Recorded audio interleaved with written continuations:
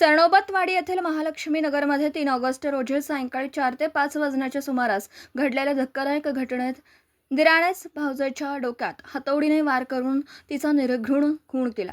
या घटनेनंतर आरोपी फरार झाला असून त्याचा शोध पोलीस घेत आहेत। मिळालेल्या माहितीनुसार महालक्ष्मी नगरमध्ये अमर महिपती माने यांच्या घरात भाडेकरू म्हणून राहणारा समेंद्र सहानी याच्याकडे त्याची भावजे रुक्मिणी धर्मेंद्र सहानी वय वर्ष अंदाजे 24 ही मनोरमाळ येथून भेटण्यासाठी आली होती। दोघांमध्ये शाब्दिक वाद झाल्यानंतर समेंद्रने घराच्या दारातच तिच्या डोक्यावर हातोडीने वारंवार वार करून तिला गंभीर जखमी केला।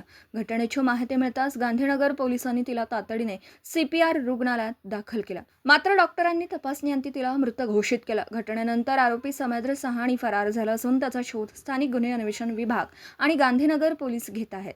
घटनास्थळी करवीर विभागाचे DYSP अप्पासाहेब पवार, प्रभारी पोलीस निरीक्षक गंगाधर घावटे, सहाय्यक पोलीस निरीक्षक अतुल कदम तसेच गांधीनगर पोलीस ठाण्याच्या पथकाने भेट देऊन पंचनामा केला। आरोपीच्या शोधासाठी विशेष पथकं रवाना करण्यात आली आहेत। या प्रकरणाचा पुढील तपास गांधीनगर पोलीस ठाणे करीत आहे। दिवसभरातील घडामोडींचा आढावा घेण्यासाठी पाहत रहा N24 मराठी न्यूज चॅनल।